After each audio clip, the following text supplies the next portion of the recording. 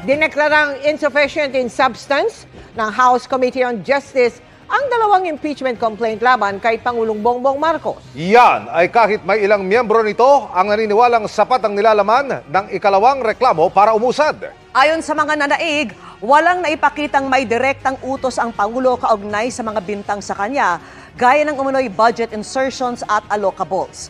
Nakatutok live si Tina Panganiban Perez. Tina. Mel, Emil, Vicky, insufficient in substance base sa botohan ng House Committee on Justice ang dalawang impeachment complaints laban kay Pangulong Bongbong Marcos. Ask Honorable Nisay if you are... Makalipas ang 2 araw ng deliberasyon, magkasunod na pinagbotohan ng House Committee on Justice ang sufficiency in substance ng dalawang impeachment complaint laban kay Pangulong Bongbong Marcos. Unang sinalang ang impeachment complaint na inihain ng abogadong si Andre De Jesus. With a vote of 42 in favor of the motion, 1 against the motion, and 3 abstain, the chair therefore declares the impeachment complaint of De Jesus insufficient in substance. Sunod na pinagbotohan ang reklamong inihain naman ng grupo ni dating party list representative Liza Masa. With vote in favor of the motion, 7,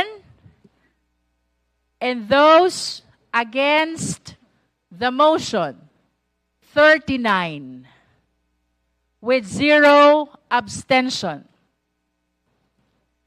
The chair declares the Masa et al. Impeachment complaint insufficient in substance. Bago ang botohan, mahaba muna ang naging talakayan tungkol sa mga inilatag na grounds for impeachment ng dalawang reklamo. For a complaint to be sufficient in substance, let us all be reminded, it must do more than suggest wrongdoing by association or inference. It must plead facts with particularity, showing that the official personally participated in, knowingly authorized, or culpably ignored acts that strike at the integrity of the office itself. Tinalakay kahapon ang De Jesus complaint. Kanina naman pinag-usapan ang Maza et al. Complaint. 3 alegasyon ang nasa Maza et al. Impeachment complaint na nakaangkla sa ground for impeachment na betrayal of public trust. Itinatag,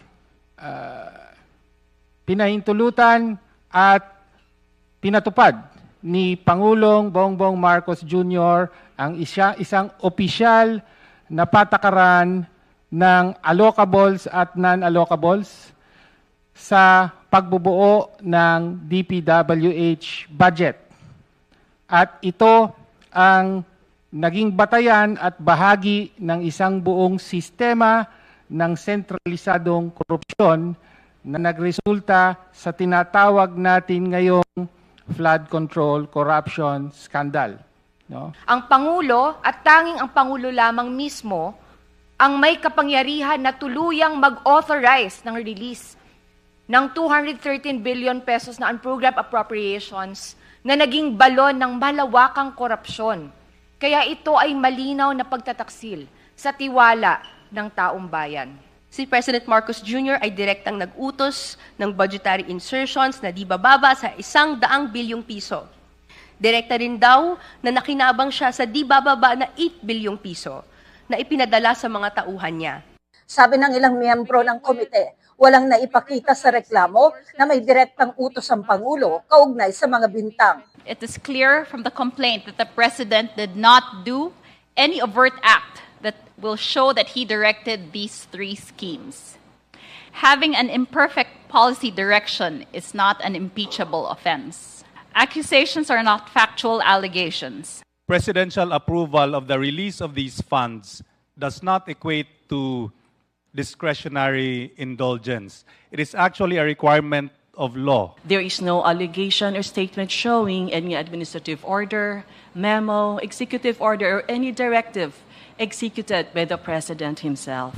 Pero may mga mambabatas ring naniniwalang sapat ang mga nilalaman ng reklamo para umusad ito. Kapag pinatay ang investigasyon, kung pipigilan ng komiting ito ang pag-usad ng investigasyon, ang magiging imahe ng Kamara ay may pinagtatakpan. Lalo na't maraming mambabatas ang di umano'y nakinabang. To support this charge, the complaint alleges that the quote-unquote Saldico confession confirmed the President's personal and direct involvement. And I respectfully submit that given that standard, that these allegations are assumed to be true, the complaint, insofar as the third ground is concerned, does satisfy the threshold standard of sufficiency in substance. Sa tingin ko po, itong third ground ang pinakamalakas. Because if take a look at the allegations of the complaint, lalo na yung tungkol sa mga claims o mga sinasabi through a video ng dating representative and chair of the Appropriations Committee. It would seem, if hypothetically admitted, meron talagang impeachable offense. Sa huli na naig ang mga bumoto na parehong insufficient in substance ang dalawang reklamo. Base sa rules ng Kamara, kung insufficient in substance ang impeachment complaint, i-dismiss ito at isusumite ng komite ang report nito sa plenaryo. Masasabi na bang patay na ang dalawang reklamo? As far as the proceeding today is concerned, I can consider that. However, we should be mindful that the committee report can still be reversed by at least 1/3 of all the members of the House of Representatives. I cannot still say it's dead because there's still a proceeding that will happen in the plenary. Parang pinalabas na nagkaroon pa ng filing. Idiniin ng House Committee on Justice na hindi nito minadali ang deliberasyon sa dalawang impeachment complaints laban sa Pangulo. Vicky? Tina, balikan natin yung nabanggit mo na committee report sa pagdeklarang insufficient in form and substance yung mga impeachment complaint laban sa Pangulo. Paano na yung susunod na proseso? Kailangan pa ba itong pagbotohan sa plenaryo para tanggapin o i-reject ito? Ayon kay House Committee on Justice Chair Jervy Luistro, babalangkasihin ng kanyang komite ang committee report sa sufficiency in form pero insufficiency in substance ng dalawang reklamo laban sa Pangulo at inaasahang tapos na yan pagdating ng Lunes kung kailan nakatakda ang susunod na pulong ng House Committee on Justice. Doon sa pulong na yon, Vicky, ay pagbobotohan ng mga miyembro ng komite yung committee report at pagkatapos noon ay isusumite nila ito sa plenaryo para pagbotohan ng lahat ng mga kongresista. Vicky. Linawin na nga natin, Tina, paano kung ang boto ay tanggapin ng mga kongresista? Yun na ba yung pagtatapos ng impeachment complaint sa Kamara? Paano rin naman kung i-reject naman ang report? Ano na yung susunod na mangyayari? Kapag sumang-ayon yung plenaryo, Vicky, sa House Committee on Justice, ay masasabi na nating patay na yung impeachment proceedings laban sa Pangulo. Pero kung binaligtad ng plenaryo yung House Committee on Justice, yung komite ay magbabalangkas ng articles on impeachment laban sa Pangulo. Ire-report o isusumite ulit nila yan sa plenaryo at pagbobotohan ulit ng lahat ng kongresista. Kapag nakakuha ng boto ng at least 1/3 ng lahat ng miyembro ng Kamara, aakyat ang articles on impeachment sa Senado na uupo namang impeachment court. Vicky? Alright. Maraming salamat sa iyo, Tina Panganiban Perez. Kumpiyansa mismo si Pangulong Bongbong Marcos na wala siyang ginawang impeachable offense. Sinabi yan ng palasyo kasunod ng desisyon ng House Committee on Justice na insufficient in substance ang dalawang impeachment complaint laban sa Pangulo. Nakatutok live si Ivan Mayrina. Ivan? Mel, ikinatuwa ni Pangulong Bongbong Marcos ang pagbasura ng House Justice Committee sa 2 impeachment complaints laban sa kanya. Ang mensahe ngayon ng Pangulo sa sambayan ng Pilipino, let's move forward. Simula nang ihain ang unang impeachment complaint laban kay Pangulong Bongbong Marcos, kumpiyansa raw siyang wala itong basihan. Hanggang kahapon nga, kahit naideklarang sufficient in form ang parehong reklamo nung Lunes, wala pa rin daw legal team ang Pangulo.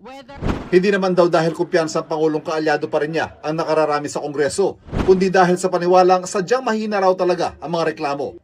Hinayaan lang daw ng Pangulong gumulong ang proseso. Nagpapasalamat po tayo na nakita po ng mga mababatas kung ano po talaga ang katotohanan. At doon po tayo lagi sa katotohanan. Nakita po natin na talaga wala naman pong merito ang nasa mga complaints at miskin na po ang Pangulo ay kumpiyansa na wala siya pong ginawang anumang impeachable offense. Hindi na raw tinutukan ng Pangulo ang naging talakayan sa House Justice Committee dahil may 2 engagement daw siya sa loob ng palasyo ngayong araw. Ang gitna Malacanang, nakatutok daw kasi ang Pangulo ngayon sa pag-angat ng bumagal na ekonomiya ng bansa. Ang sabi ng Pangulo, let's move forward dahil ang gusto po niya ngayon ay tutukan ang ekonomiya at paano maiangat ang buhay ng bawat Pilipino. At Mel, mukhang back to normal na ang schedule ng Pangulo dahil bukas, 2 aktibidad ang nakatakda niyang daluhan, pareho yang nasa labas ng Malacanang. First time yan mula nang ma-hospital siya dahil sa diverticulitis. 2 linggo na ang nakararaan. Mel. Maraming salamat sa iyo, Ivan Mayrina. Ikinadismaya naman ng naghain ng isa sa impeachment complaint laban sa Pangulo ang pagdeklara ng komite na insufficient in substance ito. Pagpunto ng isang nag-endorso sa reklamo, tila hinusgahan na ng komite ang ebidensya kahit hindi nito tungkuling mag-abogado para sa Pangulo. Nakatutok live si Rafi Tima. Rafi! Nanginayang nga email ang mga naghain ng impeachment complaint laban sa Pangulo na hindi na umusad yung kanilang reklamo at hindi na naipresenta yung anilang ebidensya laban sa Pangulo matapos ngang ideklarang insufficient in substance ng House Justice Committee ang kanilang impeachment complaint. Hindi tinago ni dating Party List Representative Liza Masa ang kanyang pagkadismaya sa naging desisyon ng House Justice Committee.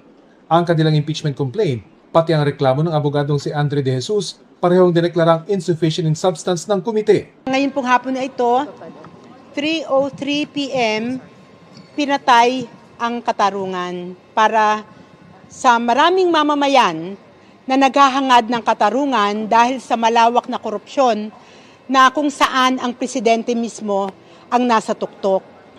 Sa palagay po namin, prematurely murdered ang impeachment complaint na ito. Dahil sa nangyari, posible raw mapilitan ng taong bayan na lumabas sa proseso ng impeachment para humingi ng anyay katarungan, bunsod ng malawakang korupsyon. Nakakalungkot na kung dito sa proseso na ito ng impeachment, hindi natin makukuha ang katarungan, talagang mapupersa ang mamamayan na lumabas sa prosesong ito para makuha ang katarungan na atin pong inaasam. Ayon naman kay ACT Party List Representative Antonio Tino na nag-endorso sa reklamo ng Makabayan Bloc, tila ipinagtanggol ang Pangulo ng mga kongresistang bumoto laban sa kanilang reklamo. Sabi nila sa kanilang pagtingin ay hindi raw impeachable ang mga offense na nasa complaint. Hindi po yun ang tungkulin ng mga kinatawan ng Justice Committee. Hindi nila tungkulin na mag-abogado para sa presidente. Ngunit tila yun na po ang nangyayari dahil hinuhusgahan na nila ang ebidensya. Sinubukan din ng media na kunan ng pahayag ang anak ng Pangulo na si House Majority Leader Sandro Marcos. Pero sabi ng nakababatang Marcos, I have no moral authority to be discussing anything to do with the impeachment of the president given my familiar relation with him. So I think let's leave it up to the wisdom of the Justice Committee and the other members of the House. But as far as I am concerned, I think it's best for me not to comment.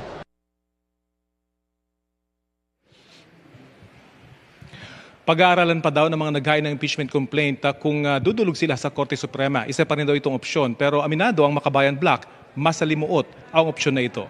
Yan ang latest mula dito sa Kamara. Emil? Maraming salamat, Rafi T.